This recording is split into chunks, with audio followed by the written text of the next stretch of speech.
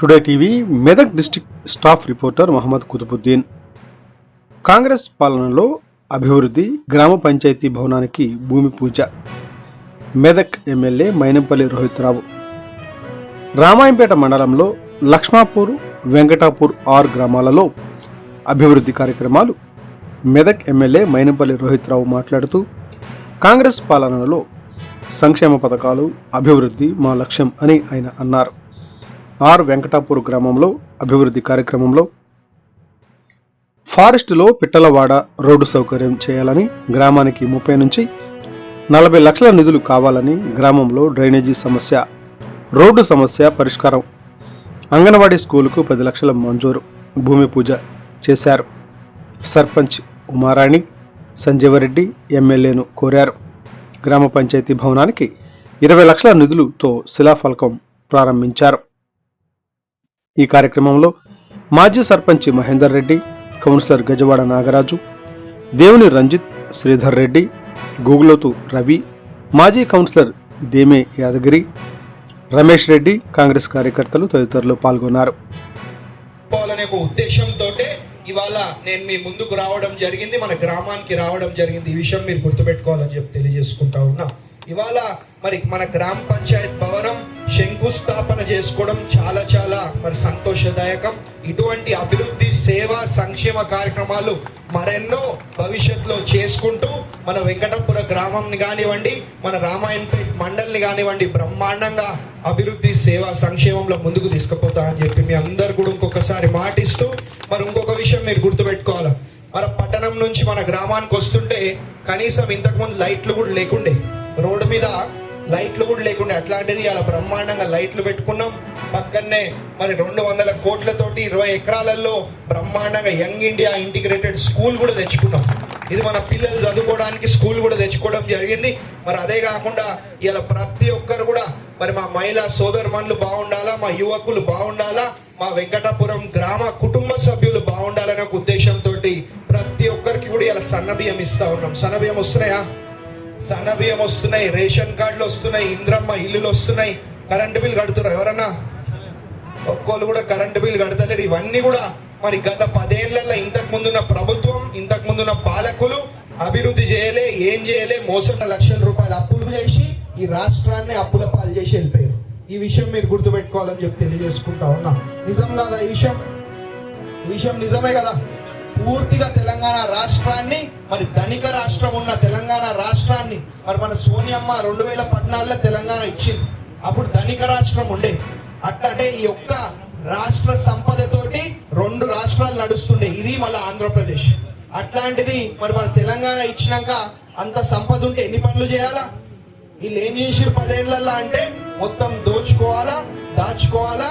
ఒక్కొక్కరు నెత్తి మీద 2.5 లక్షల రూపాయలు అప్పులు చేసి రాష్ట్రాన్ని అప్పుల పాలు చేయాలి.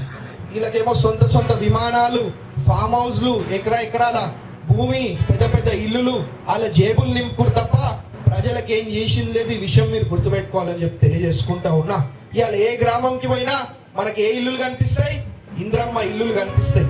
10 ఏళ్ల కింద ఇంద్రమ్మ ఇల్లులు మనం ఇస్తే 10 ఏళ్ల తర్వాత మళ్ళా మన కాంగ్రెస్ ప్రభుత్వం వచ్చినాక మనమే ఇంద్రమ్మ ఇల్లులు ఇస్తున్నాం తప్ప 10 ఏళ్ళు మనం ఎవరు పట్టించుకోలే. ఈ విషయం మీరు గుర్తుపెట్టుకోవాలని చెప్పి తెలియజేసుకుంటా ఉన్నా. కనీసం సన్నబియ్యం కూడా ఇయ్యలే. డబ్బు పైసలు బాగున్నాయి, వాళ్ళు మాత్రం సన్నబియ్యం తింటారు, జేబులు నింపుకుంటారు, మనకేం ఇయ్యరు. ఈ విషయం మీరు గుర్తుపెట్టుకోవాలని చెప్పి తెలియజేసుకుంటా ఉన్నా. ఇవన్నీ కూడా మీకు ఎందుకు చెప్తా ఉన్నా అంటే, ఎప్పుడు కూడా నేను మీకు ఎన్నికల ముందు మాట ఇచ్చిన, మీరు గెలిపిస్తేనే కదా నేను ఇవాళ ఈ స్థానంలో ఉన్నా. మీ బిడ్డనే కదా, మీరు గెలిపిస్తేనే ఇవాళ ఈ స్థానంలో ఉన్నా, మీకోసం పనిచేయడానికే ఉన్నా అని చెప్పి మీ అందరు కూడా తెలియజేసుకుంటా ఉన్నా. నాతో ఎంత అయితే అంత కష్టపడి శాయ శక్తులు కూడా మరి మీకోసం పనిచేస్తా అని చెప్పి మీ అందరికి కూడా ఇంకొకసారి పేరున మనస్ఫూర్తిగా మాటిస్తూ, మరి నన్ను ఎప్పటి కూడా మీ కుటుంబ సభ్యులా మీరు చూసుకోండి. అన్ని విధాలుగా అన్ని కార్యక్రమాలు, అన్ని అభివృద్ధి, సేవా, సంక్షేమ పథకాలు అమలయ్యే విధంగా మరి నేను మీకు అండగా ఉంటా అని చెప్పి మీ అందరికీ కూడా ఇంకొకసారి పేరున మనస్ఫూర్తిగా హృదయపూర్వకంగా మాటిస్తూ, ఈ అవకాశం ఇచ్చినందుకు వేదిక మీద ఉన్నటువంటి పెద్దలకు, మా ప్రింట్ అండ్ ఎలక్ట్రానిక్ మీడియా సోదరులకు, మా మహిళా సోదరుమణులకు, నా ముందున్నటువంటి మీ అందరికీ కూడా మనస్ఫూర్తిగా శిరస వహించి మరి ధన్యవాదాలు, అభినందన తెలియజేసుకుంటూ ముగిస్తా ఉన్నారు. జై కాంగ్రెస్.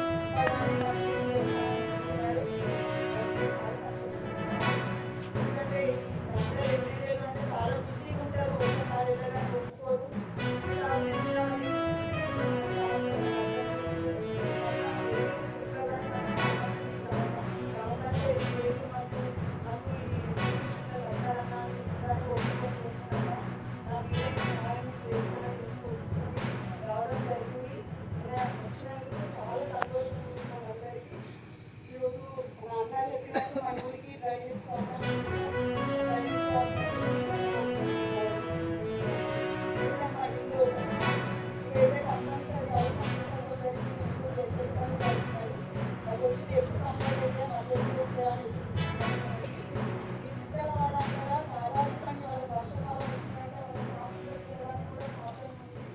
ఒకటి మీరు రావడానికి ఉంటుంది. కొంచెం సహకారంతో